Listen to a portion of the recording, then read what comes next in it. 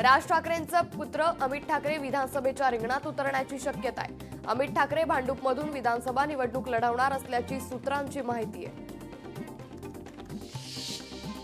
बीडमध्ये यंदा मनोज जरांगे पाटील यांचा दसरा मेळावा होणार आहे। नारायणगडावर हा दसरा मेळावा पार पडणार असून दुपारी 2 वाजता मेळाव्याच्या नियोजनासंदर्भात कार्यकर्त्यांची नारायणगडावर बैठक पार पडणार आहे। उद्धव ठाकरे आज नागपूर दौऱ्यावर असून सकाळी 11 वाजता नागपूर विमानतळावर दाखल होणार आहेत। सायंकाळी 5 वाजता सावनेर विधानसभा मतदारसंघातील कळमेश्वर येथे शिवाजी महाराज पुतळा अनावरण सोहळ्याला ते उपस्थित राहतील। इंदापूर तालुक्यातील पहिल्या फळीतील नेते आणि तब्बल 2000 कार्यकर्ते आज शरद पवारांची भेट घेणार आहेत। सकाळी 8:30 वाजता गोविंद बाग या निवासस्थानी शरद पवारांची भेट घेत हर्षवर्धन पाटलांना पक्षात घेऊ नये अशी मागणी करणार आहेत।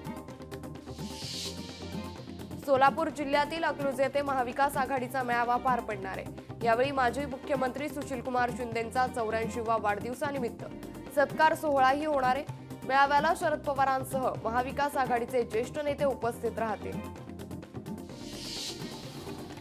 पंतप्रधान नरेंद्र मोदी आज पुणे मेट्रोचं ऑनलाईन उद्घाटन करणार आहे। शिवाजीनगर ते स्वारगेट दरम्यानच्या दुपारी 12 वाजता गणेश कला क्रीडा मंच इथे मेट्रोचं उद्घाटन होईल।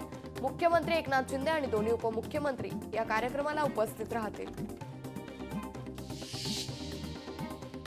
3 वर्षांचा कार्यकाळ पूर्ण केलेल्या अधिकाऱ्यांच्या उद्या बदल्या होणार आहेत। वरिष्ठ अधिकाऱ्यांच्या बदल्यांसाठी उद्यापर्यंतची मुदत देण्यात आली आहे। मुख्य निवडणूक आयुक्तांच्या राज्य सरकारला याबाबतच्या सूचना दिल्या आहेत। राज्यात गृहनिर्माण धोरण 17 वर्षांनंतर जाहीर होणार आहे। निवडणुकीपूर्वी राज्याचे गृहनिर्माण धोरण घाईघाईत मंजूर करण्याचा प्रयत्न करण्यात आल्याचा आरोप विरोधकांनी केला आहे।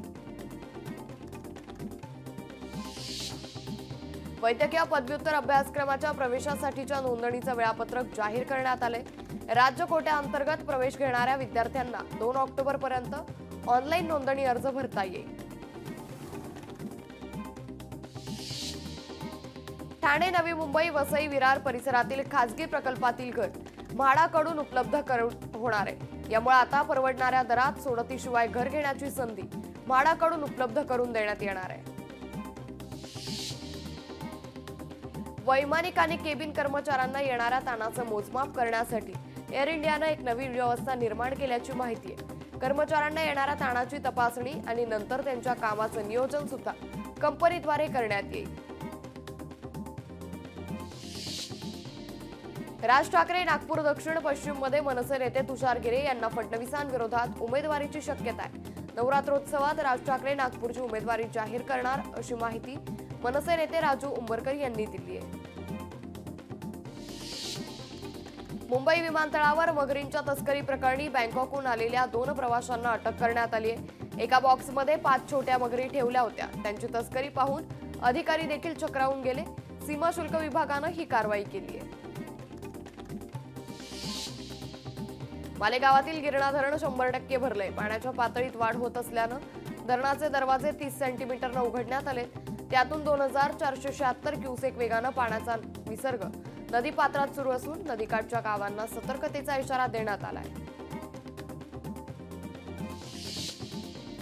नेपाळला मुसळधार पावसानं झोडपलंय। पूर आणि भूस्खलनात 66 जणांचा मृत्यू झालाय तर 79 जण बेपत्ता आहेत। काठमांडू खोऱ्यातील 226 घरं पाण्याखाली गेली असून पुरात अडकलेल्या हजाराहून अधिक नागरिकांची सुटका करण्यात यश आलंय। लोकशाही मराठी ऐका, पहा, जागरूक रहा।